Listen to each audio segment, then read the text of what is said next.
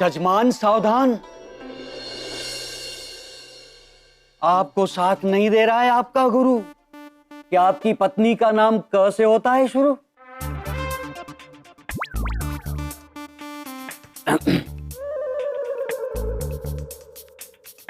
आहा हा हा हा, आपकी कुंडली का तो बुद्ध भी है भारी, झगड़ती होगी पत्नी प्यारी, है ना? तो अब कहत गुरु गोपाल, चढ़ाओ 1100 का प्रसाद, शांति बनाने का उपाय ले जाओ अपने साथ। निकालो निकालो। हाँ,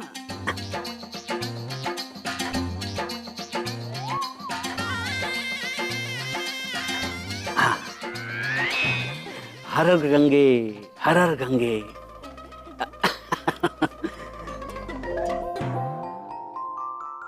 सारे घर में छिड़क देना ये गंगा जल, पत्नी हो जाएगी कोमल, ना लड़ना ना झगड़ना, होगी चारों तरफ शांति हर पल हर पल। अजी सुनते हैं? अरे बालक, अब तुम तुरंत निकलो, जल्दी पहुंचो अपने घर, 5 मिनट में खत्म हो जाएगा इस गंगा जल का असर। जाओ हर गंगे। अच्छा हुआ इस बालक ने मान लिए हमारे बोल, वरना खुल जाती इनके सामने हमारी पोल। अजी सुनते हैं? ईका, अभी तक आप गए नहीं? हाँ, अच्छा तो आज रात का खाना भूल जाइए, एक भी रोटी नहीं देंगे कह दे रहे हैं। हाँ अरे कब से कह रहे हैं कि वसनबी घर पे नहीं आई है, जरा जाके देखिए। लेकिन आपको तो कुछ बीवी का बात समझ में नहीं आता है। अरे ओ भगवान, क्यों होती हो बिना वजह परेशान? बच्ची है, खेलने गई होगी कहीं नादान।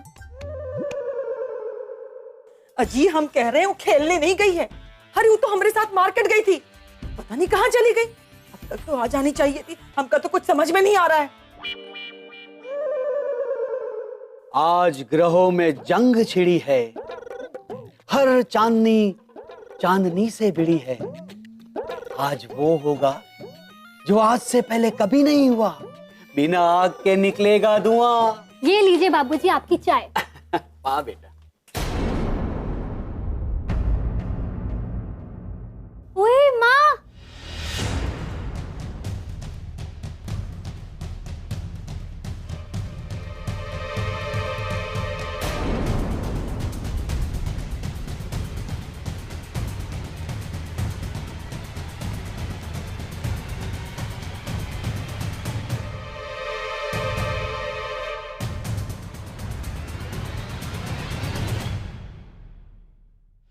माँ जी देखा आपने, भैया अपने कमरे में गए, वो भी उसे लेकर। दरवाजा बंद हो गया माँ जी।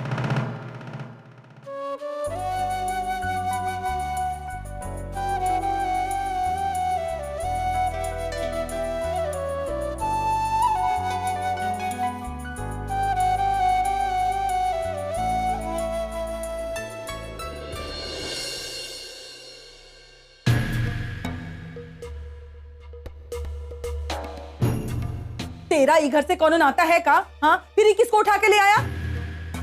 किसका कमरा? कमरा तो आपका है भैया, लेकिन ये औरत वैसे लगती तो अच्छे घर की है। ये यहीं रहेगी।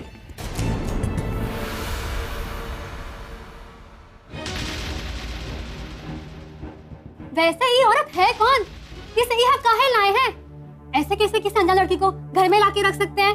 हाँ। से भगवान, थोड़ी देर में होने वाली है रात, इस लड़की के बारे में कल सुबह करेंगे बात। आओ।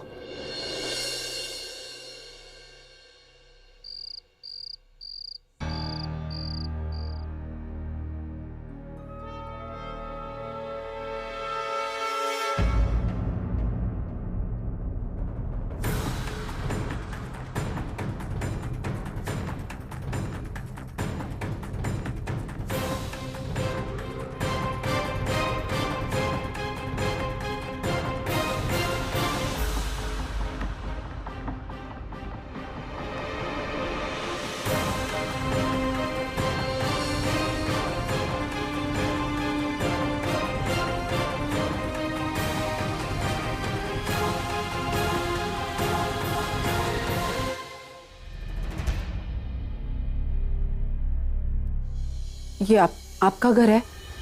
आप मुझे मैं धीरे बोलो, लोग जाग जाएंगे।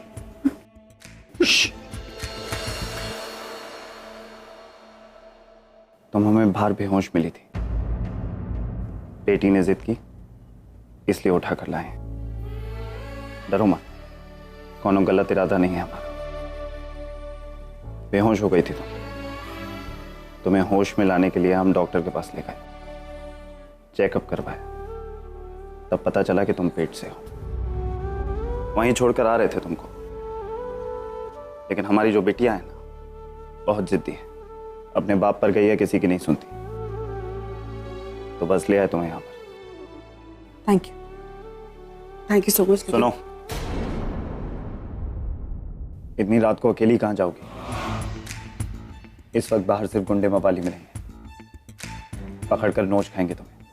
तुम जाना चाहती हो जाओ, रोकूंगा नहीं तुम्हें, पर कल सुबह जाओगी, इसी में तुम्हारी भलाई है।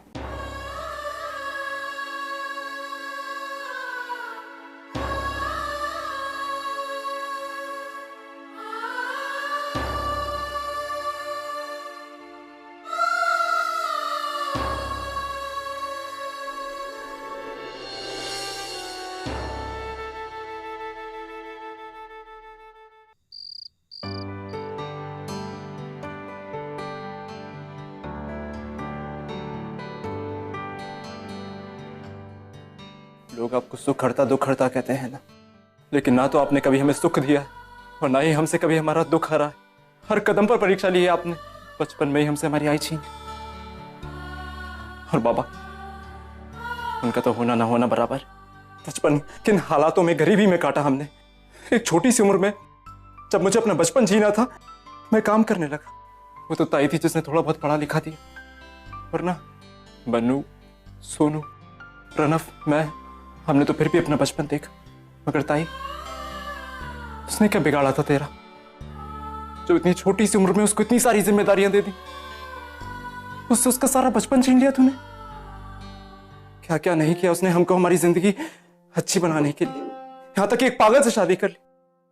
वो अकेली हालातों से लड़ती रही, लेकिन तुझे जरा भी दया नहीं आई ना उस पर। और जब इतने सालों बाद जाकर सब कुछ ठीक हो रहा था, हमें हमारा परिवार मिल गया था, ताई अपने पति के साथ खुश थी, तुझसे वो भी नहीं देखा गया। क्यों किया तूने उसके साथ ऐसा? क्यों उसकी हंसती खेलती जिंदगी उजाड़ दी? पापा, तुझसे उसकी खुशियां नहीं देखी गई ना? क्यों उसे अपने भाई बहनों से दूर कर दिया, अपने परिवार से, सारी खुशियों से? अब तो हमें ये भी नहीं पता कि हमारी ताई है कहां, वो जिंदा भी है या नहीं। क्या बोल रहा है? ऐसे नहीं कहते, अपशगुन होता है। मैं जानती हूँ कि तुझे बहुत दुख है, हम सबको है, लेकिन मेरी बात का विश्वास कर। पापा है ना हमारे साथ, वो उसका ध्यान रख रहा होगा। ये क्या उसका ख्याल रखेंगे मन्नू? इन्होंने ही तो उसे हम सबसे दूर किया। अगर ये चाहते तो आज ताई हमारे साथ होती, रिन जीजू के साथ एक खुशहाल जिंदगी जी रही होती। ताई ने आज तक हमारे लिए कितना कुछ किया, आज जब हमारा उसके लिए कुछ करने का वक्त आया तब तुम कुछ नहीं कर पा रहे। मन्नू, मैंने सोचा था कि मैं एक बड़ा आदमी बनूंगा, सारे पैसे कमाऊंगा और ताई के हाथ में रखूंगा। जितने उसने सेक्रीफाइसेस किए हैं ना, सारी खुशियां उससे दे पाऊं। मैंने सोचा था उसका ख्याल रखूंगा, हर मुसीबत में उसका साथ दूं, उसके साथ रहूं। हर रक्षाबंधन में जो मैंने उसे वचन दिए थे कि उसकी रक्षा करूंगा, उसका साथ दूंगा। पर देख, ना ही मैं उसकी रक्षा कर पाया और ना ही तेरी। नहीं प्रशांत, अपने आप को बिल्कुल दोष मत दे, इस पापा की मर्जी थी।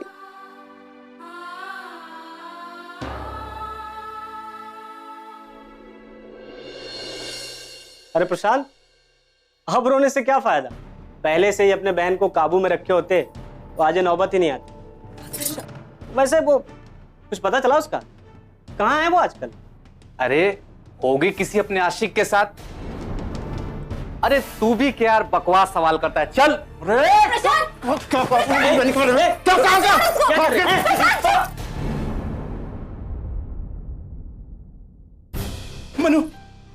मनु, तू ठीक है ना?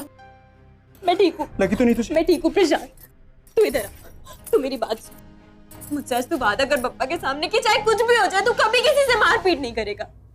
प्रशांत, तुझे पप्पा की कसम है, तू ये सब बिल्कुल नहीं करेगा, चीजें और खराब हो जाएंगी। लेकिन वो उसको जो बोलना है बोलने दे, लोगों को जो बातें करनी है करने दे। तू किस किस का मुंह बंद करेगा? जब ताई आ जाएगी ना वापस, अपने आप सब चुप हो जाएंगे, सबको सच पता चल जाएगा।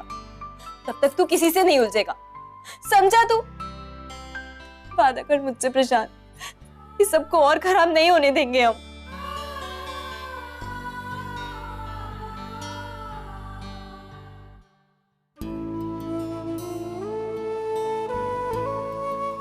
मैं नहीं जानती हमारा बेटा होगा या बेटी, लेकिन नरेंद्र सर जो भी होगा ना, वो बहुत प्यारा होगा।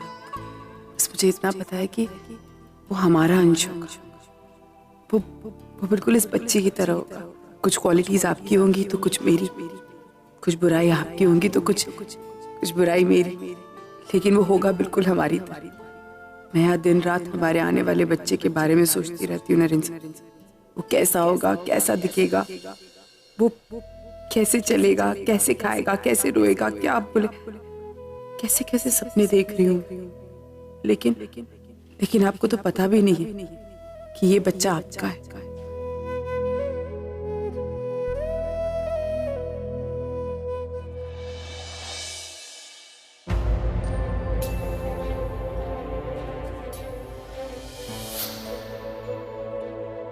ये नरेन, क्या हुआ? सपना देखा था, कोई बच्चा है रो रहा था, उसको मैंने चॉकलेट दी तो। नरेन इट्स ओके, बस सपना था। तुम इतना ज्यादा काम करते हो ना, तुम्हें नींद में भी बस देखो, कल से नो ओवर स्ट्रेसिंग, ठीक है? सॉरी, सो जाओ।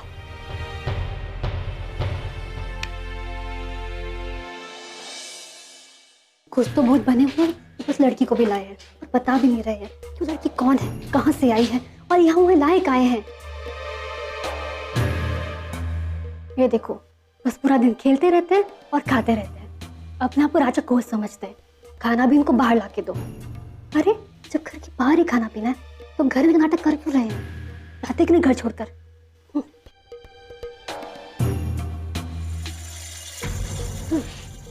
अरे काला भाभी, अच्छा कड़ी चावल, अरे हमको भी खिलाओ। हाँ, धर्मशाला खोल के रखी है हमने, दूसरा कोना काम नहीं है हमको, बस यही काम है, खाना बनाओ और सबको खिलाओ। भैया अब तो हमको साफ साफ बता ही दो कि वो लड़की कौन है, क्या लगती है, और कुछ नहीं लगती है तो वहाँ ये लाए कहाँ है? भैया भाभी कौन सी लड़की की बात कर रही है? कौन है वो, कहाँ है?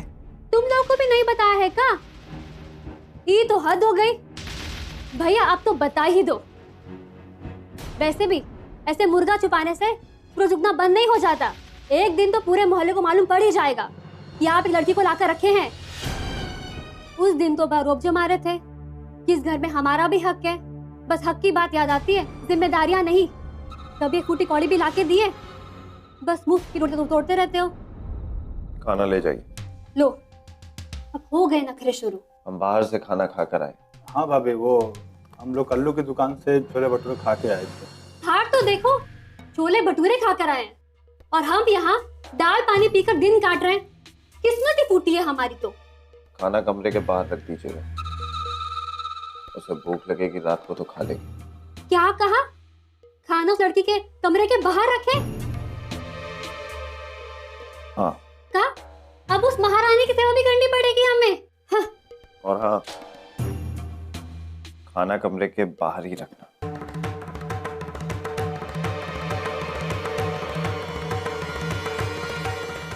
देख के नहीं चल सकती का?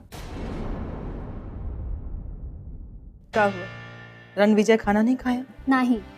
काहे? कल्लू के ढाबे से खाना खाकर आए हैं और ये खाना महारानी को देने के लिए कहा है। अब आप ही संभालेंगे चक्कर। जाने दे, ले बाम ले, बहुत ते दर्द है, चल के लगा दे।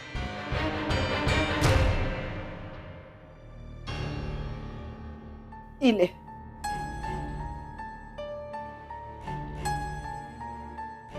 अनजान लड़की को वो कमरे में रखा है, तो हमने क्या पाप किया है? हमें तो कभी पैर रखने भी नहीं दिया उस कमरे में जब से भाभी। कविता, जाने दे, इस बारे में हम सुबह में बात करेंगे। पर माँ जी, वो लड़की। वैसे भी रणविजय से इस वक्त बात करना अपना सर पत्थर पे मारने के बराबर। अरे वो सुनता कहाँ है किसी का? सुना नहीं कहा हमरा घर में हिस्सा है। अरे हमने कभी मना किया था कि उसका हिस्सा नहीं है?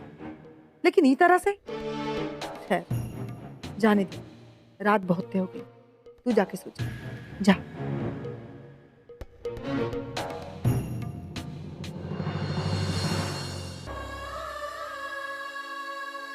मानसी, मानसी, मानसी क्या हुआ? तुम रो रही हो? हाँ क्या हुआ? तबीयत ठीक है तुम्हारी? हाँ सब ठीक है ना? अंकिता को मिस कर रही हो? श्रीशांत, ये सब जो भी हो रहा है ना, सिर्फ मेरी वजह से ही हो रहा है। कुछ नहीं हो रहा, यहाँ बैठो, यहाँ बैठो, बैठो। क्या हुआ? कुछ नहीं हुआ तुम्हारी वजह से, कुछ भी नहीं हुआ है श्रीशांत, सब कुछ मेरी वजह से ही हुआ है। अगर मैं आपको और ताई को शादी करने देती तो आज ये नौबत ही ना आती, तो सब खुश होते। नरेन जीजू कभी हम लोगों की जिंदगी में नहीं आते और ये सब कुछ नहीं हो रहा होता। मानसी, तुम कुछ भी बोले जा रही हो, ऐसा कुछ भी नहीं है। तुम, मैं, अंकिता, हम कुछ भी नहीं कर पाते। जो होना होता है ना, वो होकर रहता है। अंकिता ने भी वही किया था और मैंने भी। उस वक्त अंकिता के लिए तुम सबकी खुशियां मायने रखती थी और मेरे लिए अंकिता की खुशी। इसलिए हमने म्यूचुअली डिसाइड किया कि हमें एक दूसरे से शादी नहीं करनी है। और तुमसे किसने कह दिया कि अगर मेरी शादी उससे होती तो हम खुश रहते? मैं बहुत खुश हूँ तुम्हारे साथ। In fact I love you lot, तुमसे बहुत प्यार करता हूँ। तुम्हें लगता है मैं खुश नहीं हूँ? हाँ नहीं, मैं जानती हूँ कि आप मुझसे बहुत प्यार करते हैं, लेकिन मैं ये भी जानती हूँ कि अगर आप और ताई। मानसी, अंकिता हमेशा कहती थी कि रिश्ते इंसान नहीं बनाते, ऊपर से बन के आते हैं। तुम ही बोलो, मेरी शादी क्यों नहीं हुई अंकिता से? क्योंकि भगवान ने तुम्हें मेरे लिए बनाया था। आज देखो हम कितने खुश हैं एक दूसरे के साथ। आज हमारी शादी कामयाब है ना, है ना? तो बस। और प्लीज अपने आप को दोष देना बंद करो। तुमने कुछ भी नहीं किया है। हाँ, कुछ भी नहीं किया है तुमने कुछ गलत नहीं किया। तुम कर भी नहीं सकती हो कर। हाँ, तो तुम्हारी ताई है। और रही बात अंकिता की, तो तुम जानती हो ना वो कितनी स्ट्रांग लड़की है। सबको लगता है कि वो यहाँ से भाग गई है, लेकिन हम जानते हैं कि उसने कितना बड़ा सैक्रिफाइस किया। मानसी, वो जहाँ कहीं भी होगी ना, किसी का भला ही कर रही होगी। बस दुख सिर्फ इस बात का है कि अंकिता की प्रेगनेंसी के वक्त हम में से कोई भी उसके साथ में नहीं है। आई जस्ट होप ये सब कुछ ठीक हो जाए और वो वापस यहाँ पर आ जाए। चलो प्लीज रोना बंद करो। तुमने कुछ नहीं किया है। चलो चुप हो जाओ। कुछ नहीं किया।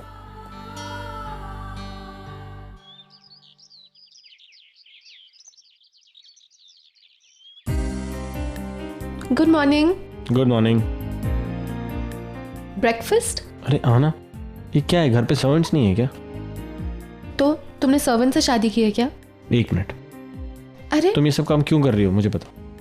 नरेन, मुझे अच्छा लगता है, और वैसे भी मेरी आजी ने कहा है कि अपने पति के दिल का रास्ता उसके पेट से होता है, तो मैं बस तुम्हारे दिल तक पहुंचने की कोशिश कर रही हूँ। वहाँ तो तुम ऑलरेडी पहुंच चुकी हो। अच्छा। मुझे ऐसे क्यों लग रहा है कि हम हनीमून से बहुत जल्दी वापस आ गए? 2-4 दिन और रुकना चाहिए था ना। तो मीटिंग्स कौन अटेंड करता? I know. See you.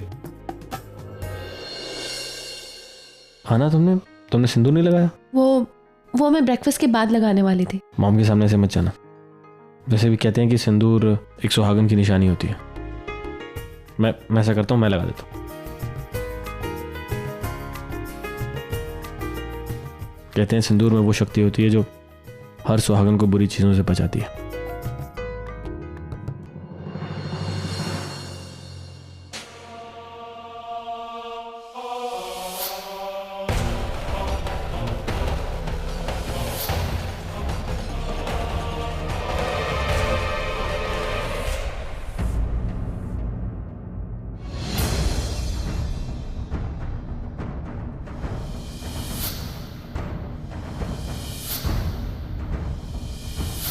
क्या हुआ?